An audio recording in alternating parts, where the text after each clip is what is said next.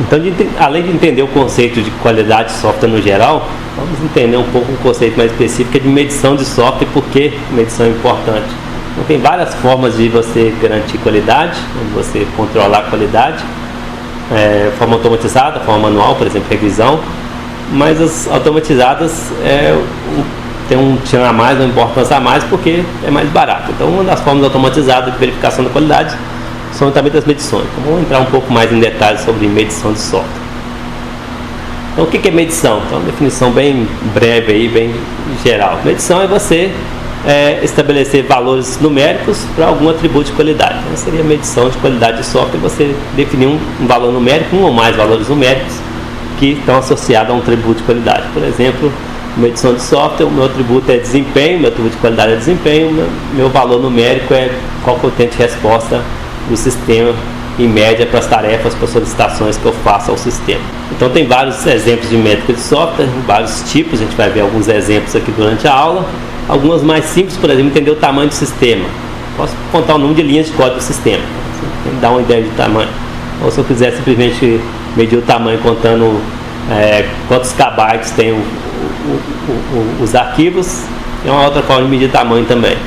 Você pode tentar alguma coisa mais associada a teste, tipo verificar os defeitos que foram encontrados na fase de teste. O número de defeitos é uma outra métrica de software associada aí ao quão robusto é o sistema, quão tolerante à falha é o sistema. Então, por que medir? Então, qualidade depende um pouco de análise automatizada. Análise automatizada você pode fazer por medições, por exemplo. Então, medir é uma coisa importante. Então, se você fizer manual, geralmente é muito custoso fazer uma revisão. Se você faz uma análise automatizada via medição, você ganha aí uma coisa mais barata. Então, revisão tende a ser uma atividade demorada, cara, que pode atrasar, pode comprometer o andamento do projeto. Se você fizer uma análise automatizada via medição ou outra técnica de análise automatizada, você ganha aí em termos de tempo para fazer a verificação da qualidade. Então, ferramentas podem ser usadas para aplicar medições e com isso você tem uma análise mais automatizada. Tem duas formas principais de você usar medições. A primeira forma é você verificar se o seu sistema atende um patamar de qualidade. Então, eu vou, por exemplo, definir que o meu sistema tem que manifestar no máximo 3 bugs por mês. Então, você conta o número de bugs que são registrados pelos usuários em um determinado período de tempo e ver se atendeu o seu patamar de qualidade ali que você definiu, que tinha que ser no máximo 3 falhas por mês. Ou você pode usar medições para tentar identificar onde melhorar. Essa é uma parte que eu particularmente gosto bastante, que é você aplica as medições, por exemplo, durante o desenvolvimento do sistema, para tentar identificar o que você pode melhorar, quais são os gargalos, onde que tem problema. Então, por exemplo, aqueles módulos que estão com muitas linhas, que talvez seja um ponto ali que aumenta a complexidade daquele módulo, daquela classe, por exemplo, daquele conjunto de classes, que pode causar dificuldade de manutenção depois. Ou você pode até medir os defeitos, por exemplo, por módulos, por classe. Vamos pensar aqui no sistema orientado a objeto. Ao longo dos últimos 3 anos de uso desse sistema, os defeitos em 60% dos casos apareceram nessas 3 classes aqui. Então, com 3 classes que merecem uma atenção maior. Então, você identificar partes do sistema, por exemplo, módulos ou classes, que potencialmente são mais problemáticas, e aí você sabe onde você deve melhorar, onde você tem que melhorar naquelas partes mais complicadas do seu sistema.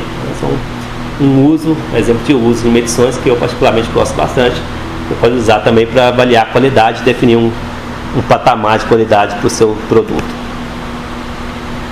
Infelizmente, medição não é uma coisa muito adotada na indústria de software, tem melhorado, mas ainda não é o ideal, pelo menos comparado a outras engenharias.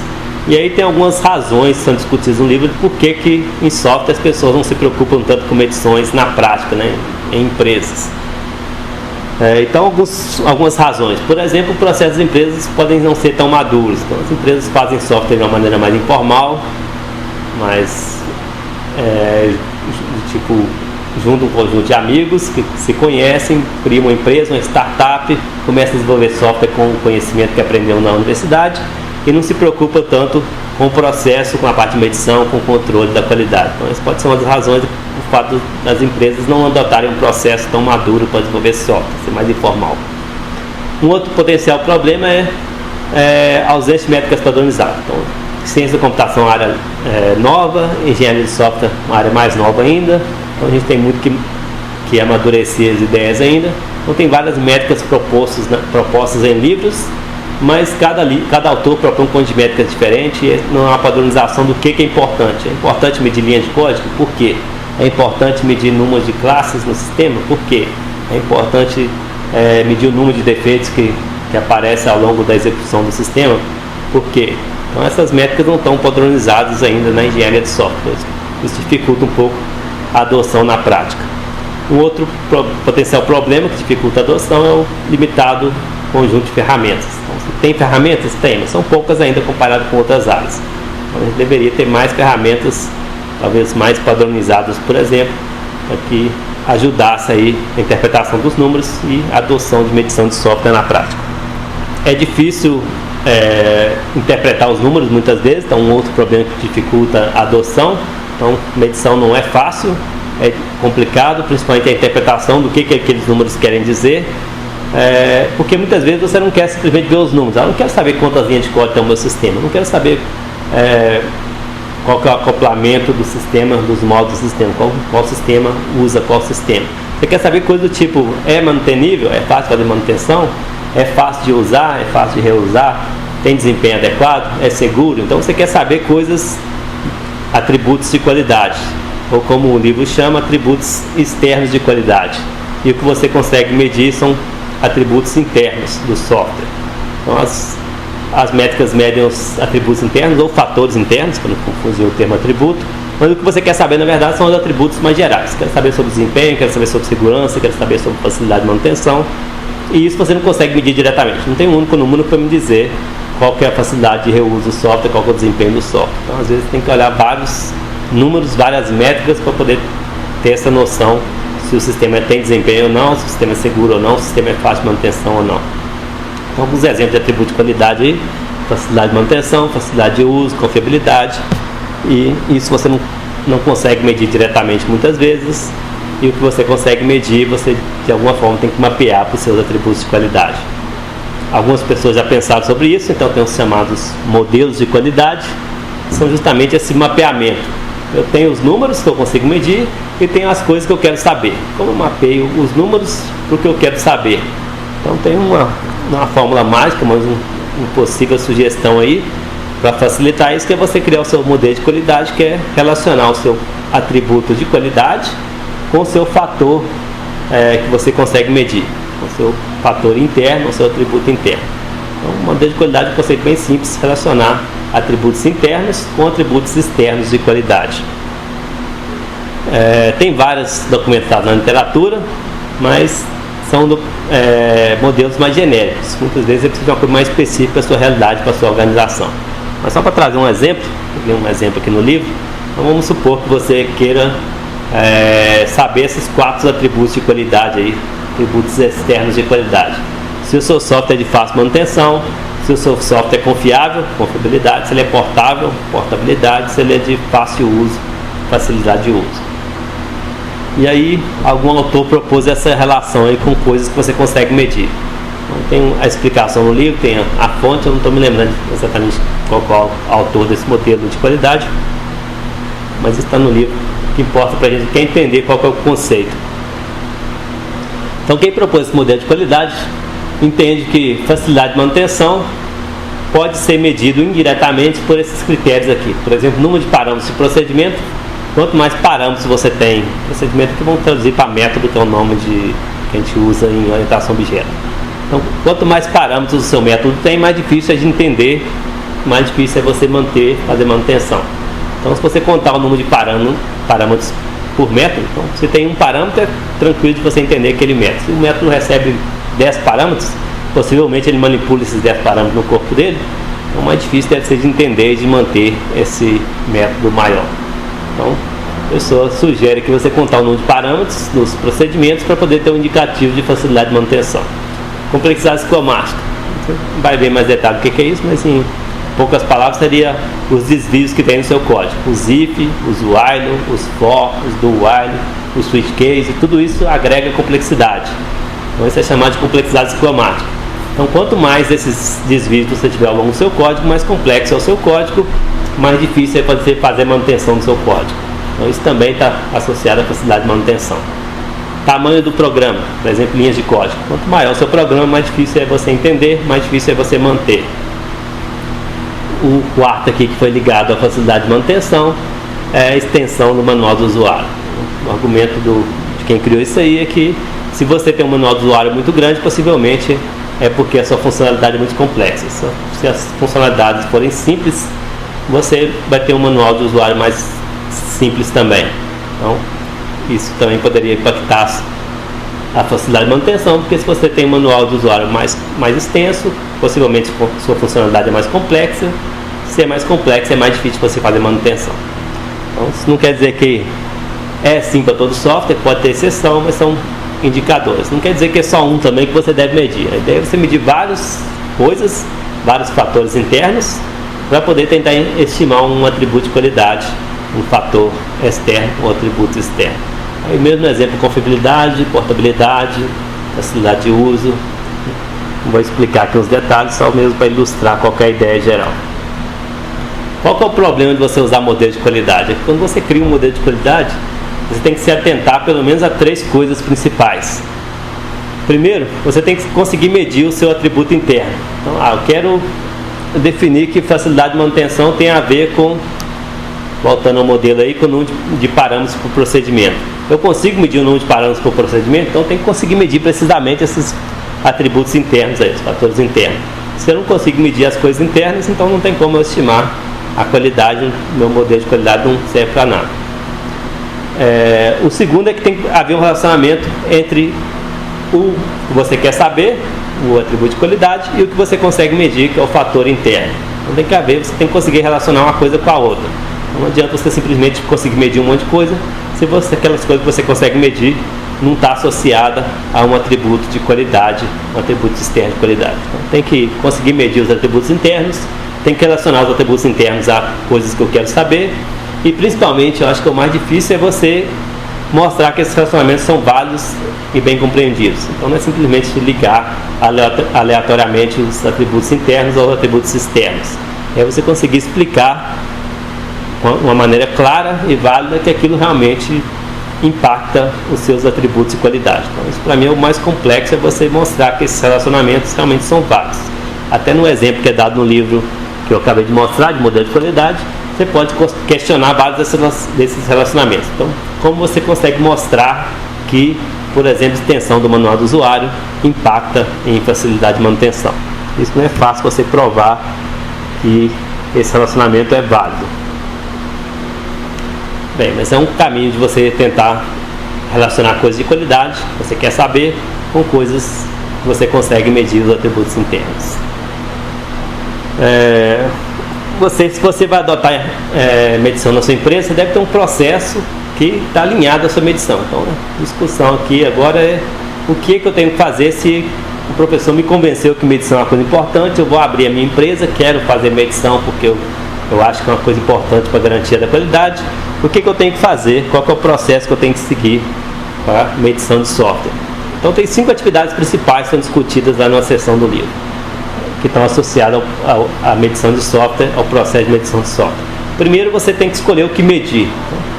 Não vou medir tudo, porque pode ser que eu vou medir várias coisas que não é importante. Então, o que eu vou medir? Escolher as medições. Segundo, o que eu vou medir? Então, selecionar os componentes, selecionar os artefatos, seja documento de requisito, seja código, escolher o que eu vou medir, porque pode ser que não seja necessário medir tudo. Então, escolher as medições, escolher o que eu vou medir. Aí eu aplico a medição de fato, então aplico as medições daqueles artefatos, depois identifico as medições que parecem anômalas, por exemplo, valores muito altos que não deveriam estar ali, então identificar as medições anômalas e finalmente analisar o que eu posso fazer com aqueles componentes que têm medição anômala. Então, essa classe aqui tem muitas linhas de código, não deveria ser assim, o que eu posso fazer com ela? Quebrar essa classe em duas, por exemplo? Esse componente arquitetural aqui parece ter muito defeito, então tem que de alguma forma reduzir o número de defeitos que aparecem nessa parte do sistema. Então, e seria analisar e decidir o que eu vou fazer para resolver aquele problema das medições anômalas, que possivelmente seja um problema. Nem sempre é um problema, pode indicar um problema. Isso é meio que um processo sequencial, não necessariamente precisa ser sequencial, mas só para entender o que é o processo, vamos pensar aqui que são atividades sequenciais, que podem ser interativos em algum momento aí. Vou colocar um slide para cada um, ou um ou dois slides para cada um, só para explicar um pouco mais de detalhe as atividades aí, que são 5 atividades. A primeira delas, escolher as medições. Não vou medir qualquer coisa, vou medir aquilo que eu acho que é importante. Linha de código é importante? Então vou medir. Se não é importante, não vou medir. Número de parâmetros dos métodos é importante? Se for, eu vou medir. Se não for, eu não vou medir. Então, é escolher quais medições que eu vou fazer ou não. Uma sugestão de escolher as medições que vão ser feitas é usar o chamado GQM, que é um método bem conhecido na engenharia de software.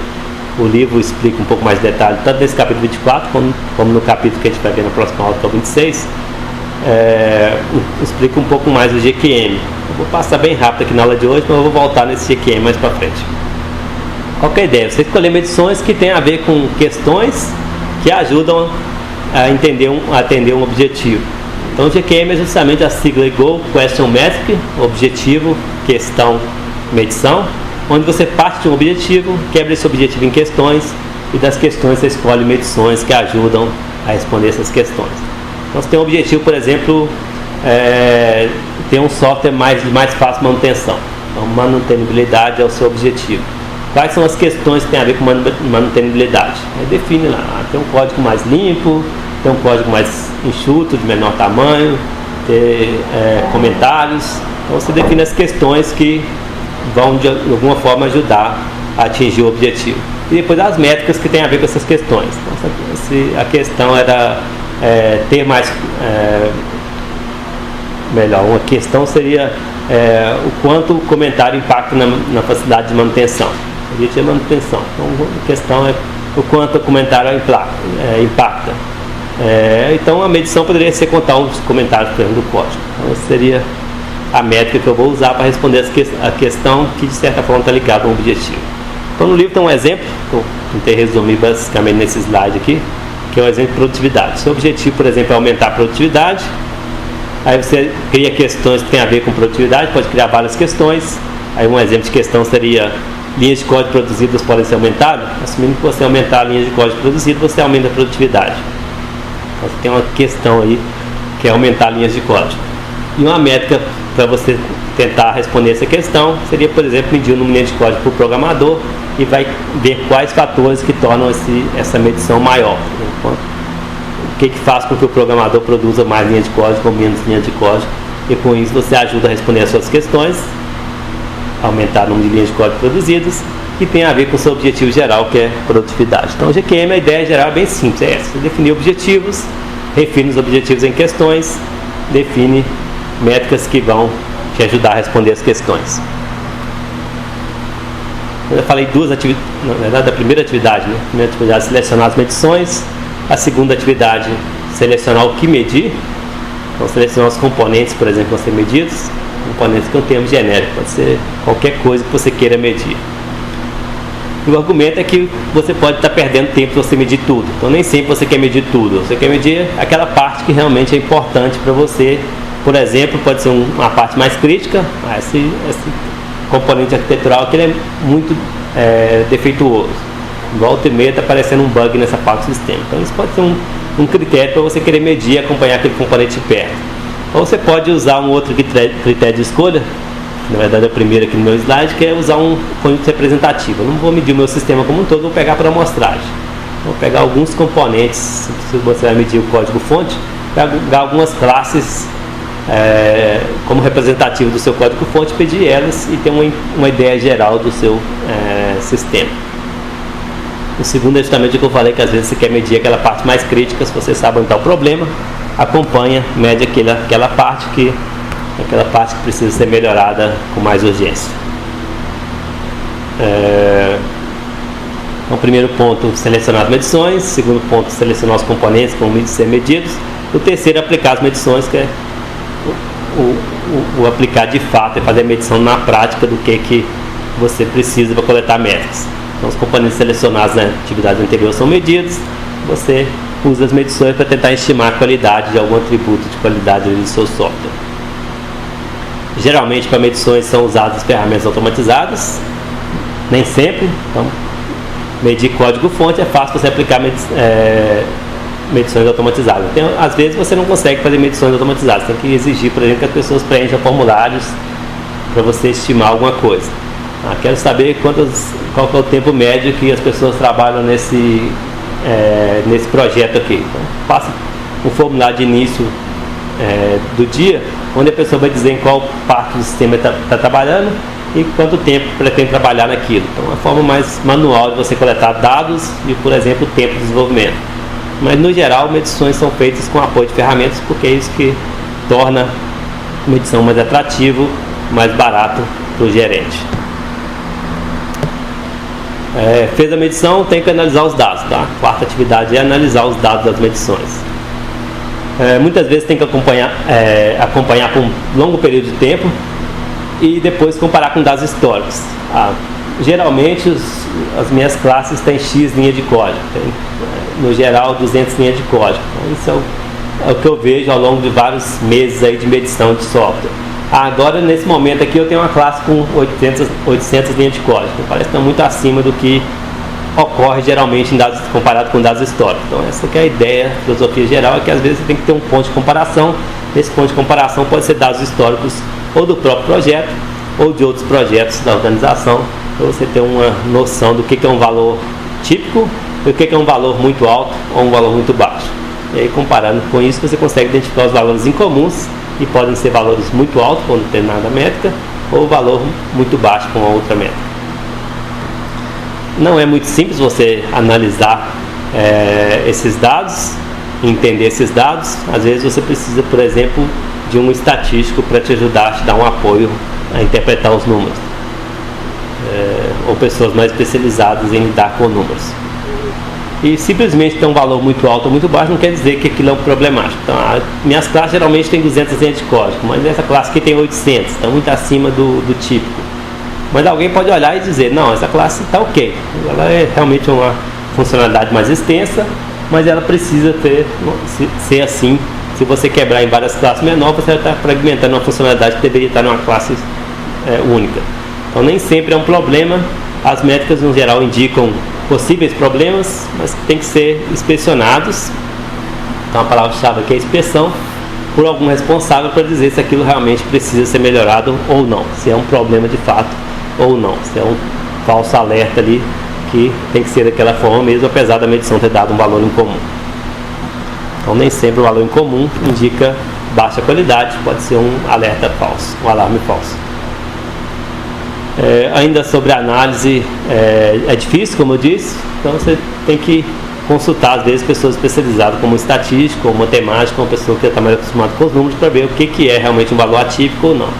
Minhas classes geralmente tem 200 linhas de código, essa aqui tem 250. Será que 50 a mais é importante ou não? E se tiver 300, é importante ou não? E se tiver 500, é importante ou não? É mais que o dobro. Então, às vezes, é difícil você decidir o que é o bom e o que é o valor já atípico, o valor anômalo. Então, você usar alguma ferramenta estatística, uma média, mediana, desvio padrão, entender qual é o comportamento dos seus números, fica mais fácil você entender qual é o valor anômalo que você precisa investigar com mais calma. A análise dos dados pode exigir conhecimento específico. Essa é a mensagem geral desse slide. Isso é o capítulo 24. Eu peguei coisas espalhadas do capítulo 24, então não indiquei nenhuma seção específica não, mas são várias partes do capítulo 24 que discute medição e esses conceitos de medição no geral.